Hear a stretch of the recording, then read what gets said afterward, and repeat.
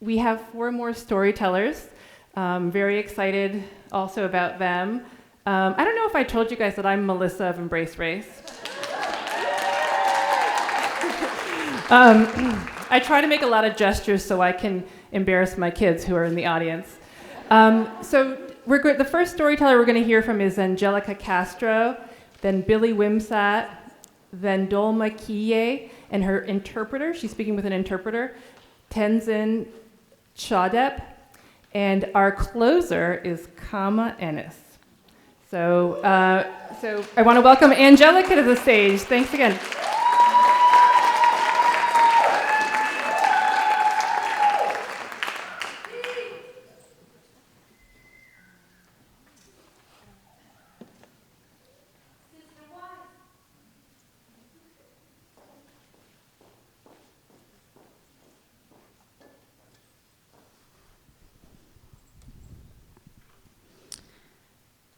What I'm about to share with you is not just a moving story.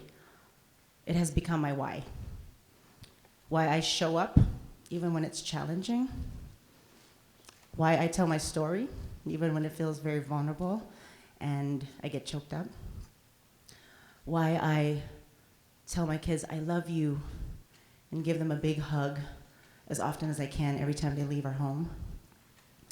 Why I do the work that I do to help transform communities as a social justice educator. I remember, as I'm sure as all of you, or a lot of you do, the story of Trayvon Martin, who was an African-American 17-year-old high school student who was profiled, shot, and killed by a neighborhood watch guard as he was walking home from the store back to his dad's house to finish watching the basketball game that they were watching together. The details of the story, like it happened on a Sunday night on February 26, 2012, in Sanford, Florida, were not as important to me as the details that he was a black teenager, much like my 2 older children at the time, 14, Ange, and Tyrell, who was 16, who reminded me a lot of Trayvon Martin because he would walk to the corner store at the Speedway gas station in our community in Amherst, a quiet, quaint, small place like Sanford, Florida.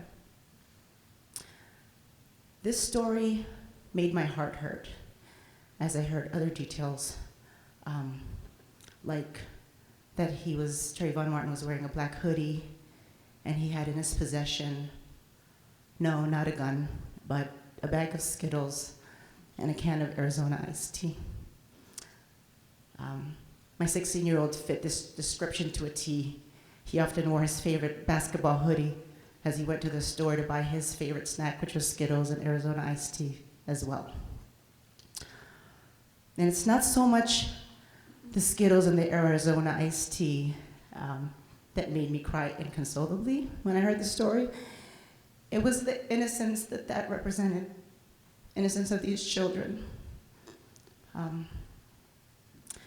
It made me remember all the times that I begged Tyrell to take off his hoodie as he walked to the store so that people would recognize him and see his face. Code for, I don't want people to think you're threatening because you're not. I remember all the times that I argued with him because he wanted to go to a party and he was the only kid of color and what that might mean. As he says, Mom, you're paranoid, all you think about is race, that's not gonna happen here. I always felt torn about allowing them to have the independence and freedom that they deserved, that was their birthright, and also sharing with them stories that have happened that they should be aware of. So my heart hurt and I knew that I had to show up. So when I heard that Trayvon Martin's parents, Sabrina Fulton and Tracy Martin, were going to be at Union Square in New York City I just knew that my 4 children and I had to do whatever we could to be there. So I pulled them out of school and told them that they were missing basketball practice and other events that they had already planned. As you can imagine, they were not very pleased with me. One of my oldest son said to me, do we have to go all the way to New York City to do this? Can't we support from here? Can't we watch the vigil on TV? And although that made sense in my head because our social calendar and all the events, we were exhausted already, my inner voice told me something else. So I responded, not showing up is not an option. Like, we have to go, right? Like, what if everyone else said the same thing and stayed home? What message would that send to the world? Who would show up? And I said to them, if anything ever happened to any of you, I would want the world to show up for you. So they felt and heard the conviction in my heart and my voice. They knew deep down inside what the right thing to do was. They knew what it meant to show up because, since they were 5 years old, being called the N-word in kindergarten, they've had to show up for each other because the bus would leave them but pick up a white passenger mid-block. The times that they were stopped in the town for being suspicious as they were walking to the bus stop. The times that, just all the different times that they've mentioned to me, and they knew that they had to do their part. So, and most recently, as my 12-year-old, my youngest, told me a story of him getting dropped off at the wrong stop. His bus stop missed his stop. He had to walk through the neighborhood. And as he was walking home, about 10-minute walk, near the end of the walk, he started to feel tired, kind of stumbling around, stumbled onto a neighbor's lawn, and stumbled off. Stumbled on again, stumbled off, and kept walking home. And as he passed the house, a white woman neighbor said to him, "Is everything okay?" And so he turns around and says, "Yeah, everything's fine." And she says, "Okay, I don't know what you're doing on my lawn, but please stay off my lawn." And he says, politely, "Okay." As he told me the story, he wanted to say something else to her, something not appropriate, and he reassured me that, "Mom, I didn't say what I wanted to say. You taught me the right thing." And that still sits with me. So back to the story, I forced all of them into the car as we headed down to New York City. The looks on their faces were similar to, when you have to get your child checked out for strep throat? Yeah, that was kind of the look on their faces as we squished in the car, as I passionately invited another friend and her son to stand in solidarity with us, as they fought and argued for leg space in the car, begged for bathroom stops, as we sat in bumper-to-bumper traffic, as we took an hour looking for parking when we got to Union Square. And I think maybe I parked, not sure illegally, because I didn't want to miss Trayvon Martin's parents. And there we were, with thousands of people, outraged, hurt, disappointed, feeling compassion, love, standing in solidarity. Thousands of people who also knew that they had to show up.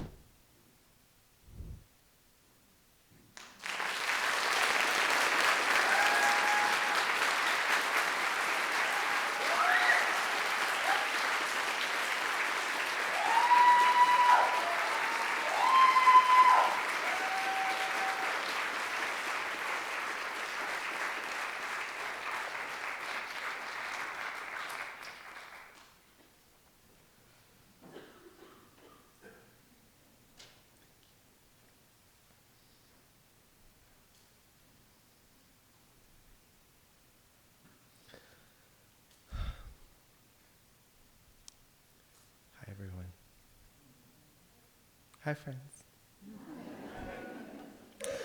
I grew up in Chicago in a neighborhood called High Park, in a 6-flat apartment, 2 black families, 2 white families, 2 mixed families. And I always thought growing up, of course, I'm gonna have mixed kids because that's like just what you do. And this was in the 80s. And I went to a private school where the Obamas sent their kids. Then 7th grade, I transferred to the public school, which is like Farrakhan's kids and R. Kelly, and I think 90% black and a lot of fucked up tracking. And excuse me, there are kids in the room. Sorry about that. And this was the 80s, and hip hop, kind of the golden age of. And I was trying to break. I was a really bad break dancer, really serious graffiti writer, and all my friends were like hip hop people. And I got arrested 7 times by the time I was 14, and I was in front of the judge. I was like the only white person in any of the court. I went to court for like a year. I was also the only one with a lawyer, because my uncle. And they were like, we don't put white kids in naughty home. And as I got older in high school, and my white friends who did drugs got in trouble, and I got in trouble, and my black and Latinx friends, we got taken care of. We got second chances, and my friends didn't get second chances. And I got sent back to private school, and I was burning with rage. I was like, who are all these spoiled kids? Like, they don't get it.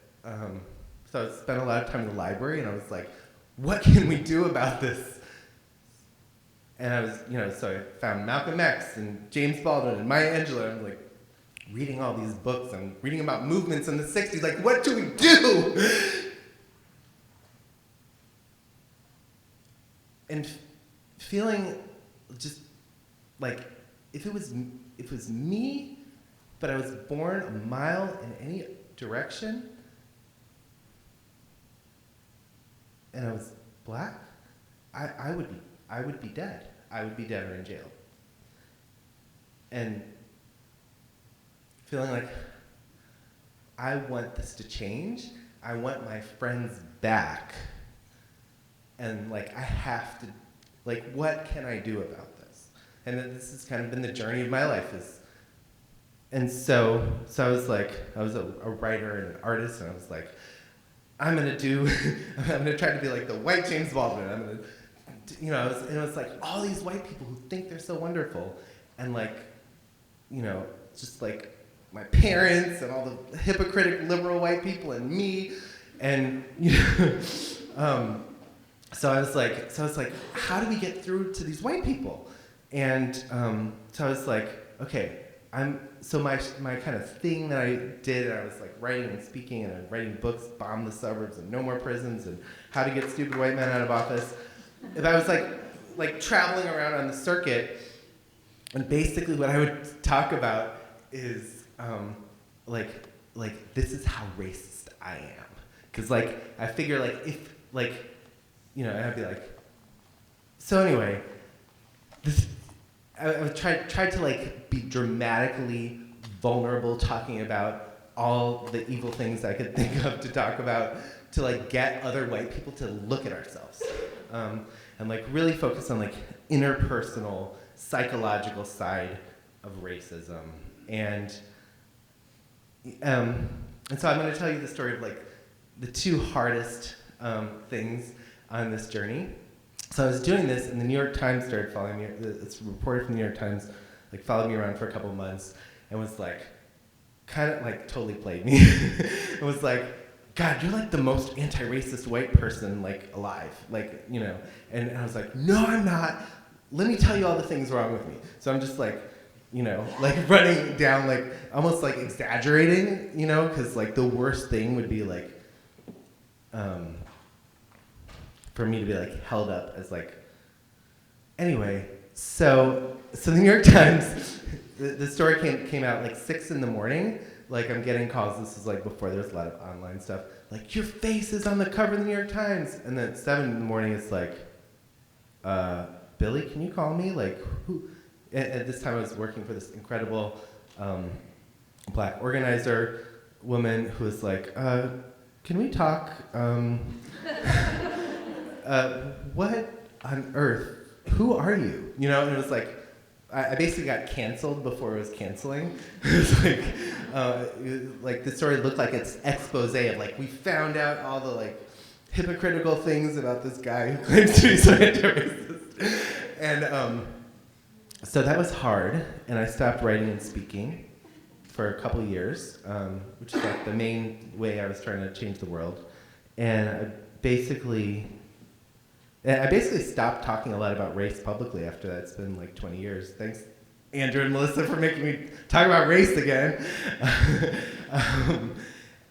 Seriously, thank you. But I said I'm gonna like work behind the scenes to support organizing, to try to support Black organizers and organizers of color and for structural change. Because it was like all these white people would come up to me like, "Oh my God, you were so honest and like this changed my life." But I was like, this is not actually changing the conditions of my friends' lives. And at this point, I got more into politics because I was like, George Bush won Florida by 537 votes. And then we got the Iraq War. I was like, I got to get into big P politics to try to change these structures. So I started this thing called the League of Pissed Off Voters. And it was like going great. I was hiring all these organizers, mostly organizers of color. And here, the second big hardest thing is that I was a terrible boss because I didn't want to be an oppressive white boss, like bad manager. So I was a terrible manager. And what I realized from this experience was that, I had all these critiques of like, white people and white men are responsible for all the genocide and murder and rape and stuff, and that evil is in us, and what would we have done if we were alive in slavery? How would we have been any different from those other white people? And what I realized is that I also internalized a really deep sense of unworthiness and self-hatred, and, that was like, I was like obsessing about not being a bad white person instead of doing my job as an executive director. And so I was like, okay, actually like feeling bad about myself, and a lot of white people in Western Mass are like, so I was like, wait, I actually, you know what I mean? So I actually have to love myself to love other people. I actually have to empower myself to empower other people. It's more complicated than that. But anyway, so I was like, oh, okay. So I feel pretty proud because I feel like I've come a long way in these 30 years of trying to be a good white person. And I've focused my energy on money and power and structural change.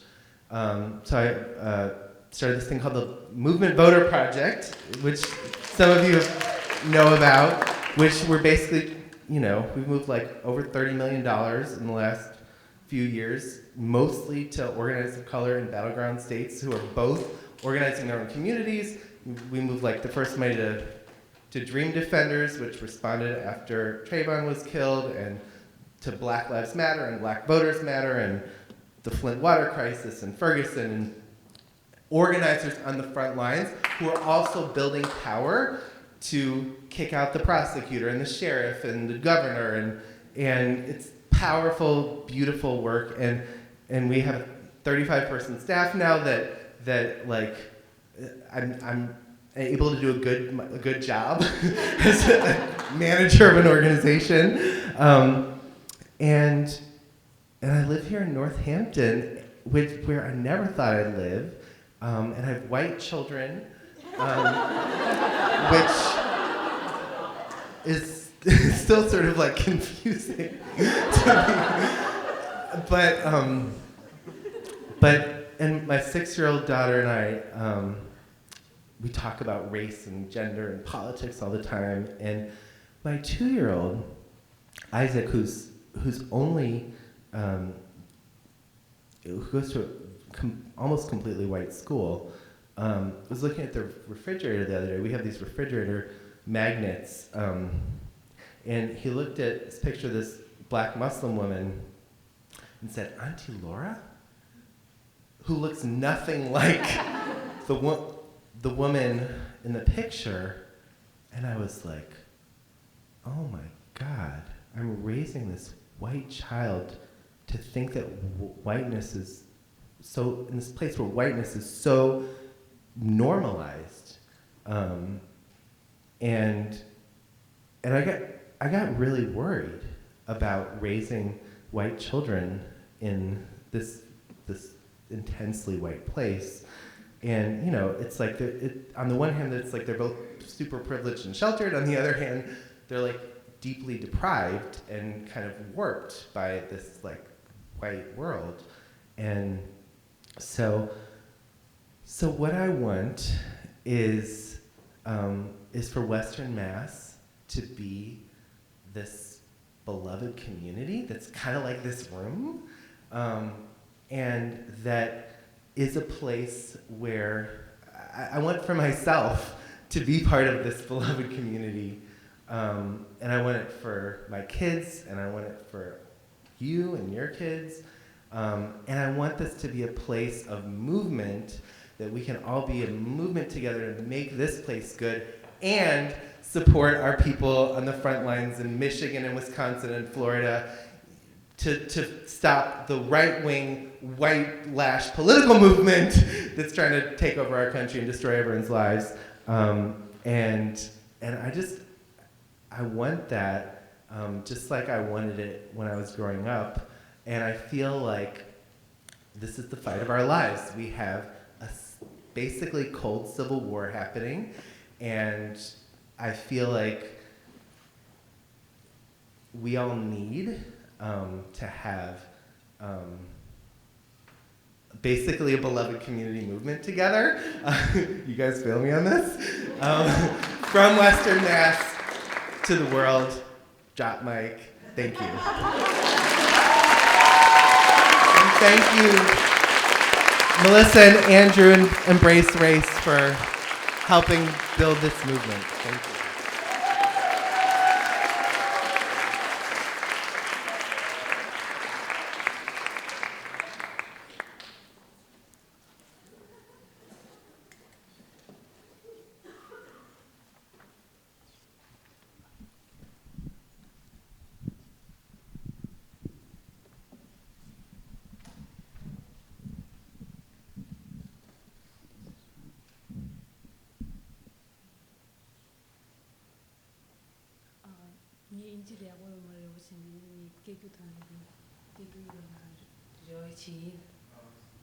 Since my English is not good, so I'm relying on an interpreter whose English is also not good. So.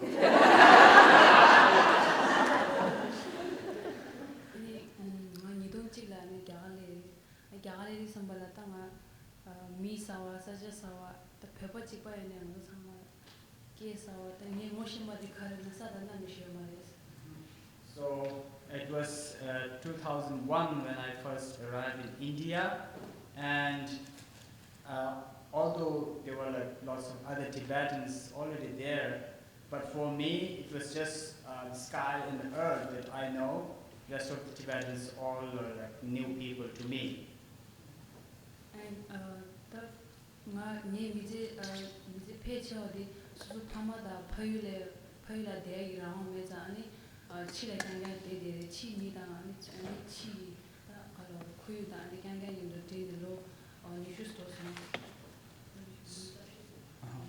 So until now, it's been like 24 years of my life that I have spent the time of my life, most of the time of my life, with the people with whom I had no contact before, and like away from my real parents, away from my real home and my own siblings.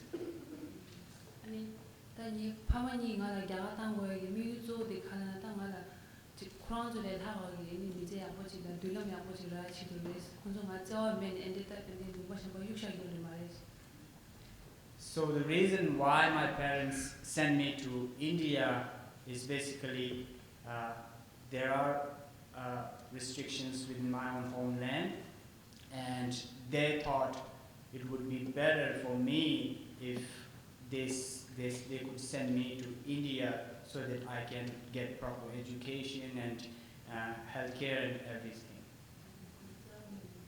So it was not because that they don't love me, it was because they love me more than themselves, so that's why they sent me to India.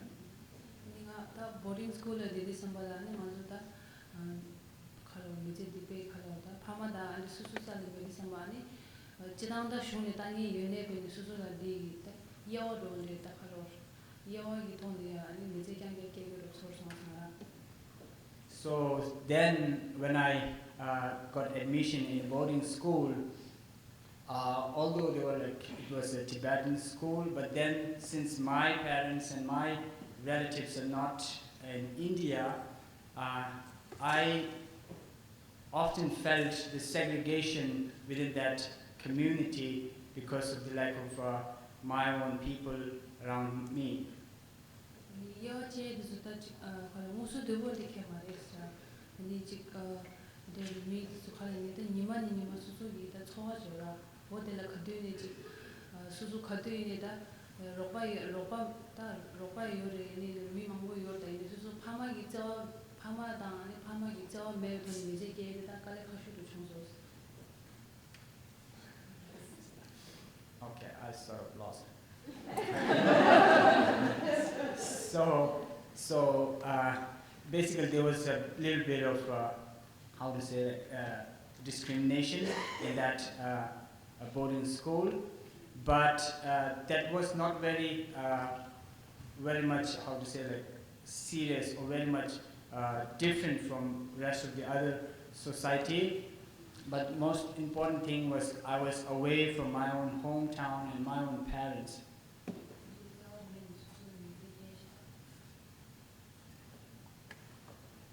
네가 모든 스쿨들이 선발하니 이장치고 말에 친구잖아니 수수기 보고 좀 안에 빼먹다 그래. 아니 보고도 다 수수기 가로 보고도 다리서 뭔가 가르쳐 놓으san다. 수수기에 보고다 말에 대해다 수수 파마네디 동예디 등대지 제선 소소 가시나 말한 칼다 사이신보다 아니지 무르이 남성 콘솔다 다니다 수술에 매워있는 콘솔다 대기 선호법도 콘솔지난 얘기다 대물이 보고도 마다야 두루를 안 들으서 어디 선발했다 니 가르쳐서나 언제나 파마레이 창마다 들으려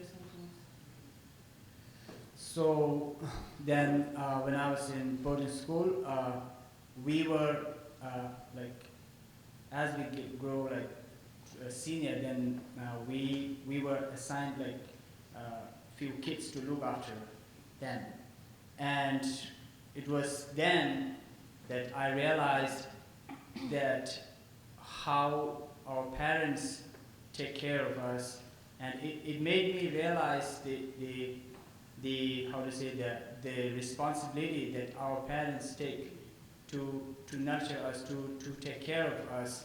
And because I was assigned a few kids to take care, like washing their clothes and taking shower, stuff like that. And then I somehow it let me like build some emotional connection with these kids.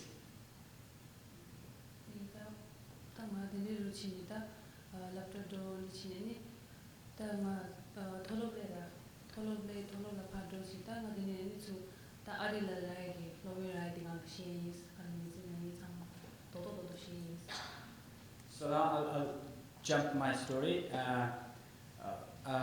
So from that boarding school experience, I came to a college experience where there was a Tibetan college there, and from there how I made to US.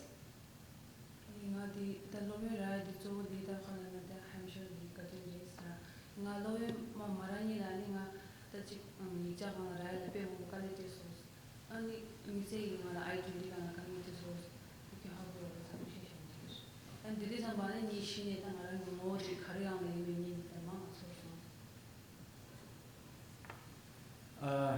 So when I was in college, my college has this affiliation with Hampshire College, and every other year they take one student from my college to Hampshire for further study. So, and I applied for that, and I got selected for that, and that's why I'm here right now. And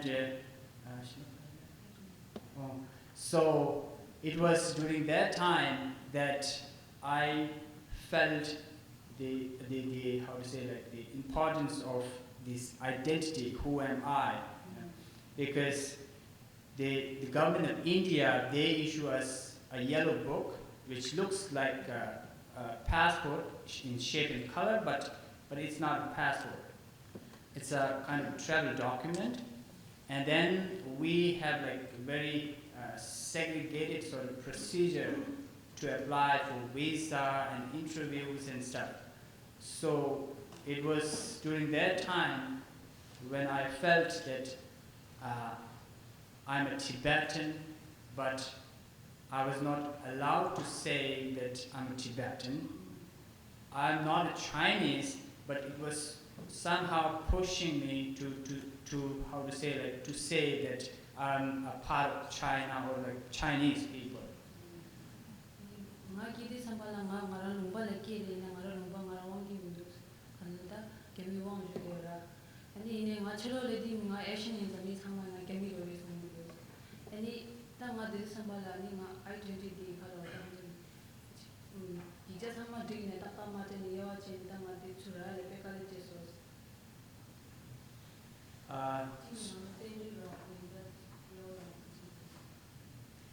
So then, actually, I'm a Tibetan. I was born in Tibet, but when I got out of Tibet, I was like having trouble every time when I try to, how to say, like, reveal this identity to others.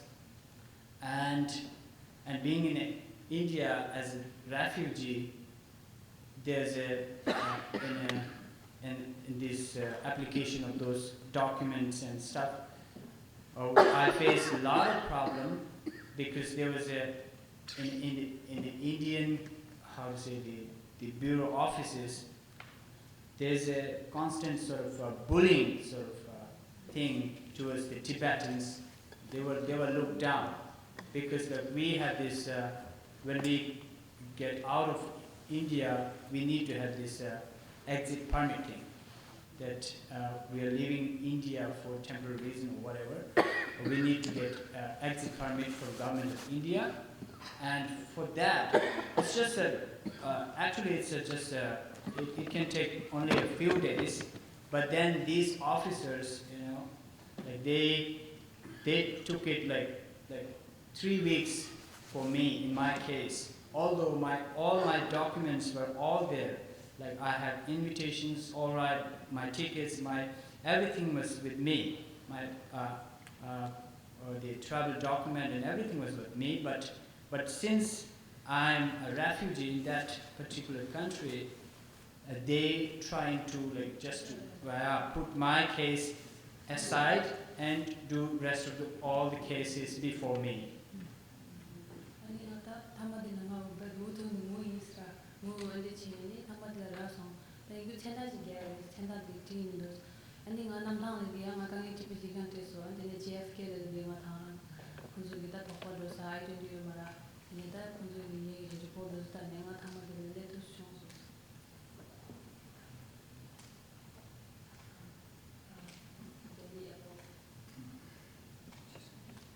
So it was during the entrance to the airport where I was like separately interrogated, and again when I was applying for this exit permit thing,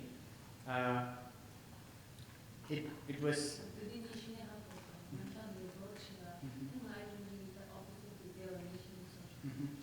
So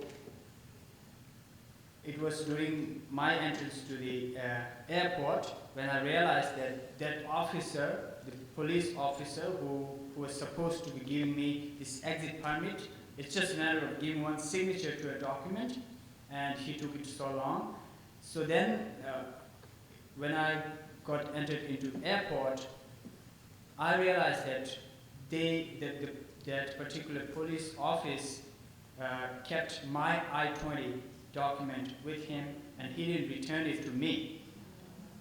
And when I was at airport, I was,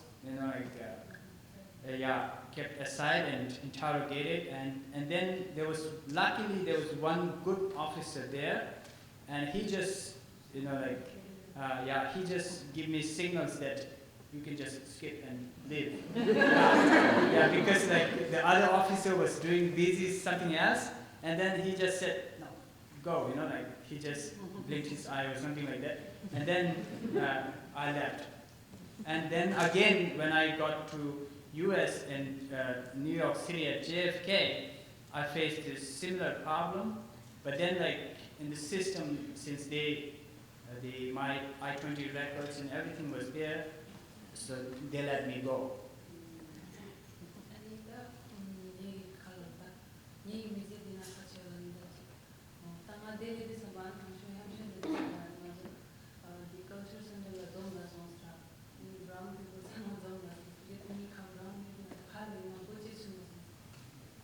So then, one shocking thing was, like, when I got here at Hampshire College, there's one center called Culture Center for international students specifically, and there, when we international students, the new international students group arrived, we were told that all the brown students have to gather at such a point at such time. So I was like in confusion, like, what do you mean by brown people?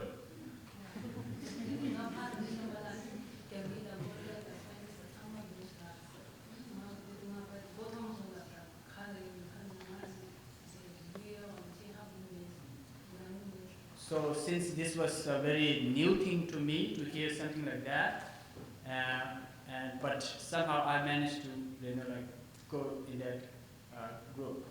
And then after arriving there, I was like more shocked seeing like Chinese people were there, and then like another black was there, another Spanish people were there, people of all the different colors were there, but still like it was called as like brown people's group. I was like,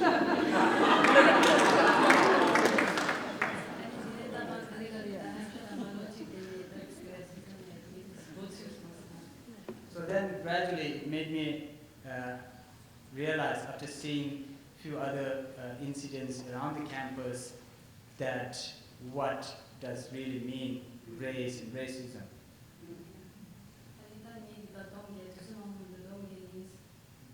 So now, at the end, I would like to read by myself in English. That's that for me.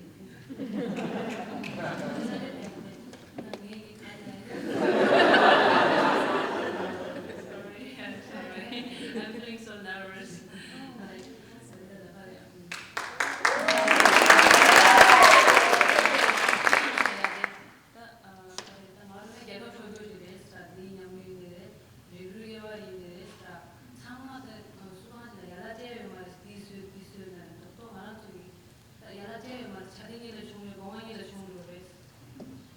So then, what I feel personally is, like, whether it's a case of like national crisis or race or gender or whatever issue it is, we can't blame it individually, like this is your fault or this is her fault or his fault or something like that. We can't say that you started this issue or problem or you created this problem, because it's a debate like saying whether egg came first or the hen.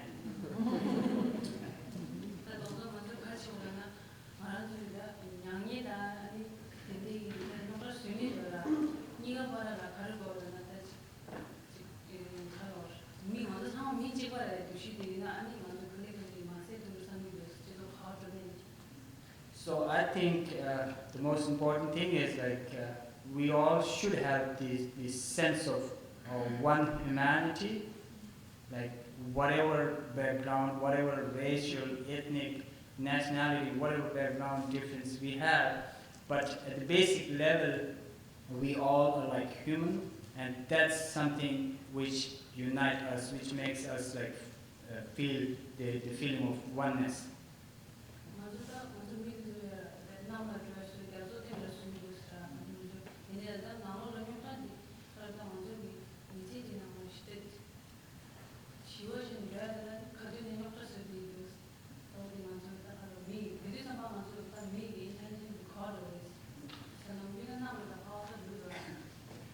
So we often boast of like human intelligence because like we go to the moon, we study about stars and other planets, and we create lots of technologies, like very advanced technologies, but at the basic level, we fail to realize something very important. So I wonder, at that level, where our intelligence go.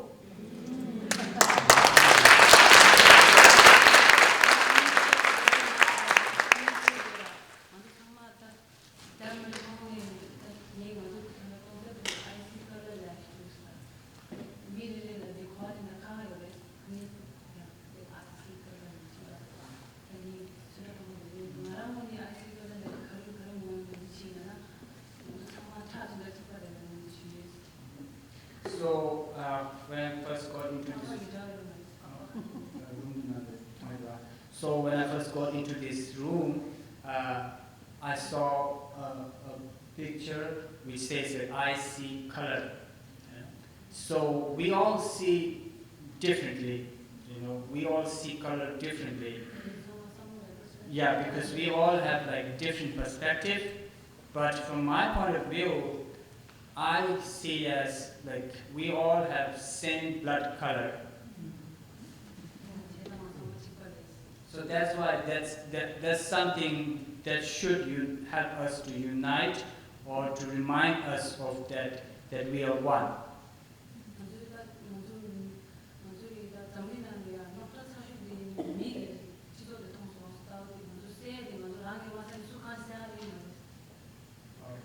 So the most important thing is like the human problems are human creation.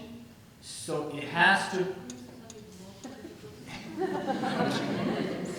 So human society is in like critical situation, and yeah, among all the other living beings.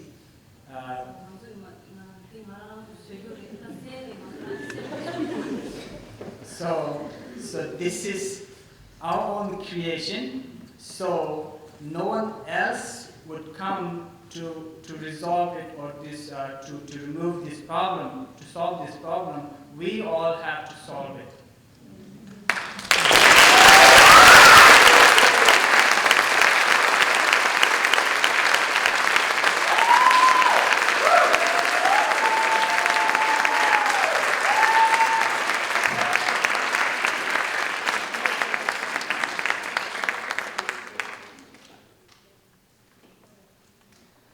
I was almost 3 years old when my family moved to the US from Jamaica.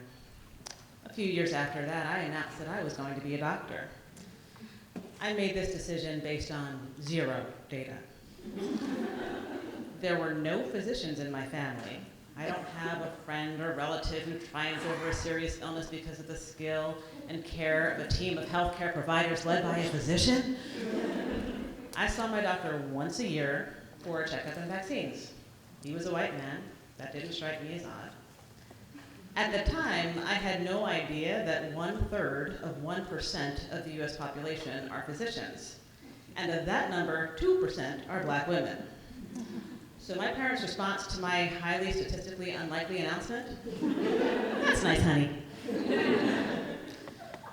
Television took me through the K through 12 years, 4 years of undergrad, med school, and a master's in public health because apparently I had a thing for debt. At the end of that, I was technically a physician, but in order to be useful, I completed a residency in emergency medicine. I am an emergency physician. Emergency medicine is the distilled essence of my childhood imaginings of medicine. I see anybody who walks into the building and wants help. I've had patients who are minutes old and patients who are over 100. Every part of the socioeconomic spectrum, every walk of life. I don't choose my patients, but likewise, they don't choose me. I'm just the one who happens to be there when they come in. Now I start almost every encounter the same way. I'm wearing blue scrubs and a long white coat with my name embroidered on it. There's a stethoscope hanging from a clip on my pants. I'm rubbing in some hand sanitizer so they know I'm not spreading germs. There's a name tag on my chest with a photo, a title, and a bright orange tag that hangs underneath it and says doctor in all caps. Hello, I'm Dr. Ennis. I'm the emergency physician. What brings you here today? I greet everyone in the room and pause, deliberately. Because unless I've seen this person before, there's always a moment where things shift. The first and only thing that people see when I walk in the room is a black woman with natural hair. They refer to the tech who did an EKG and brought it to me to interpret as the other doctor because he's a white man. Despite the costume, the optics I present do not say doctor. So I pause so that everyone in the room has a moment to reconcile the cognitive dissonance of who they see in front of them with what they just heard. And most of the time, that's all we need. But sometimes there's a little bit more. And there are a few questions that have always been asked repeatedly over the years. Oh, where are you from? How far back do you want to go? I was born in Jamaica, grew up outside of Philadelphia, went to school up and down the Northeast. And most of the time, that's enough, and we can move on to the actual emergency that brought them here. Sometimes just a follow-up. Oh, where did you go to school? Which one? I went to Brown undergrad and NYU for med school. My master's in public health was at Harvard, and I did my residency at Mass General in the Brigham. Now that silences most folks, and we can move forward.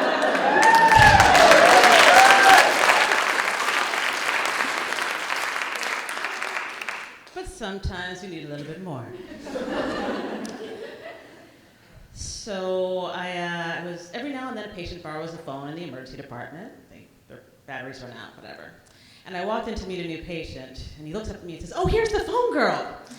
He says it to the nurse who handed him the phone in the first place. Because what is a phone girl? And then one of my recent favorites, this patient let me get through the whole introductory ritual. That was great. And then he said, but you don't look like a doctor. And I said, oh, what does a doctor look like? And he said, taller. I'm 5'8" barefoot. If that's not enough, I don't know what is. And then my guilty favorite of all time, you look too young to be a doctor. Now, in my mind, I'm saying black don't crack. But I smile, I say thank you. And it might be true that melanin and genetics have given me an edge on the game of visible aging. I'm pretty sure these questions are based on that which is never really said. I happened to be walking by a room one time, and I heard the patient and family just berating their nurse, demanding to know when they were going to be seen because they had been there for hours. And I stepped in to diffuse the situation and to reassure them that they have been seen and that I am, in fact, their doctor. I've been in and out a couple of times already at that point. I had done a rectal exam. All I could think of is, why would you let me do that if you didn't think I was your doctor?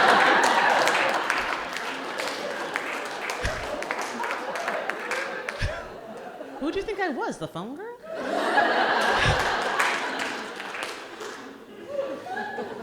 So, at this point, I've come to recognize that most of these conversations are really unique to me. And so I started to share them in real time with my colleagues.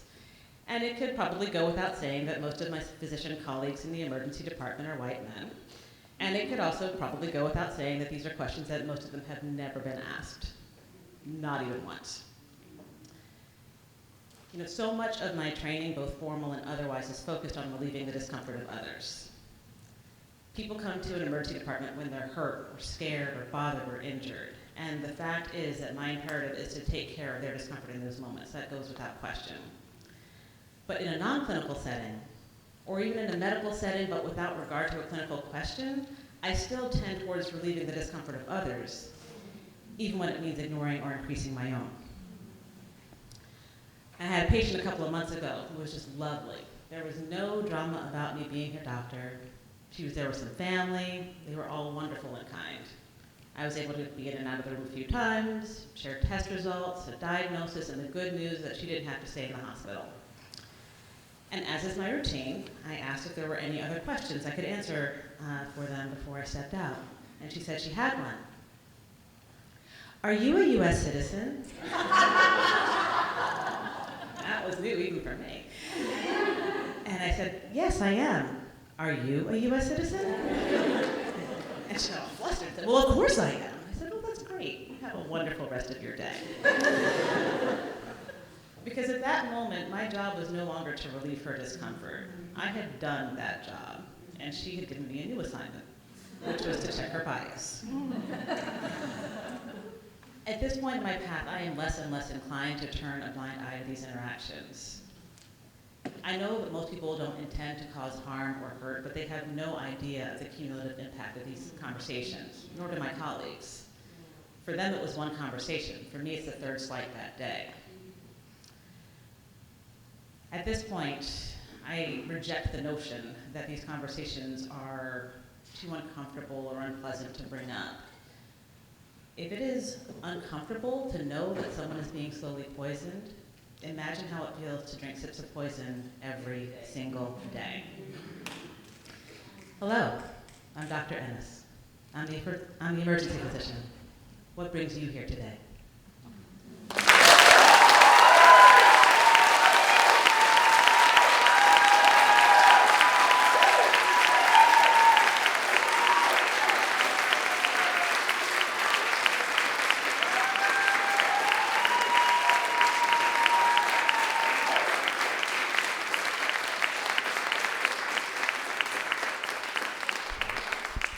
I was also born in Jamaica and came at an early age. I'm totally feeling that story.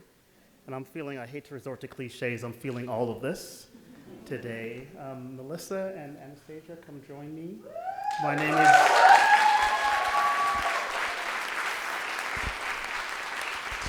My name is Andrew Grant Thomas. Melissa is my partner in life and in Embrace Race.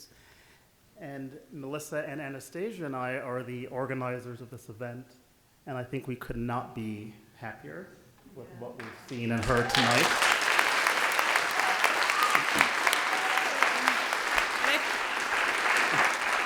And I think we have to thank in particular the person who put in maybe, besides the storytellers, the most work, which was the Dominicana, Anastasia. Really appreciate it. I'd love to welcome all the storytellers back to the stage.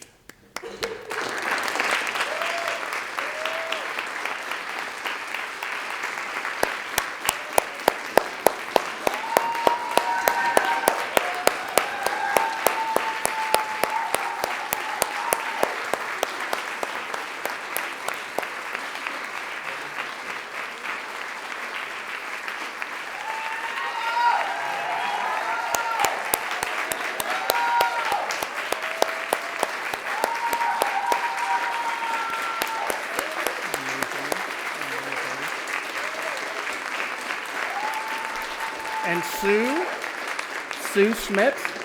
Sue, can you come out, please?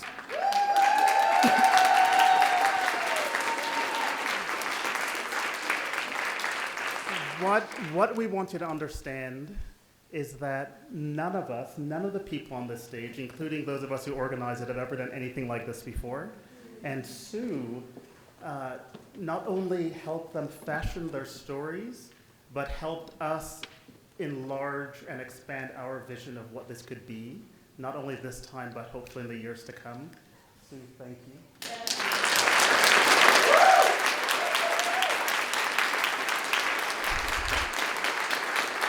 We want to thank again our friends. We drew heavily on good friends today.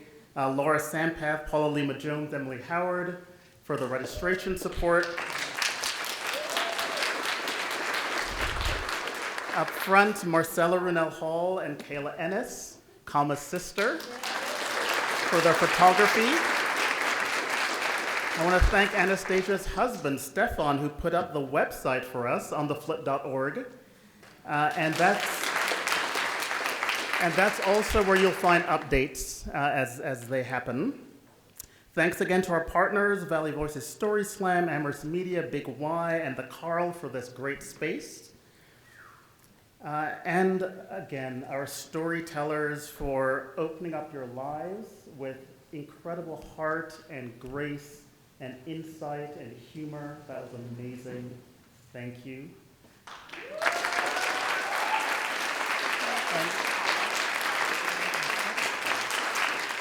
And I want to thank you, our inaugural audience. We sold out 2 weeks ago, which is amazing. That was not expected, but not just for being here, but for being so attentive, so appreciative of what you heard. We expect that some or all of what happened, Amherst Media filmed this, recorded this.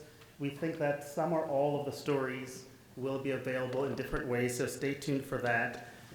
We'd like you to take a moment. Underneath your seat, you will find a very short sort of evaluation.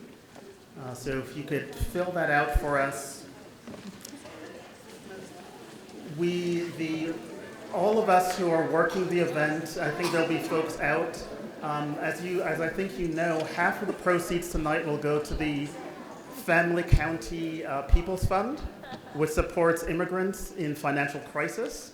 So if you'd like to donate, if we know that there are at least a few people who didn't get a chance to donate on their way in, if you'd like to do that, please seek out those folks out of the table or any of us working the event.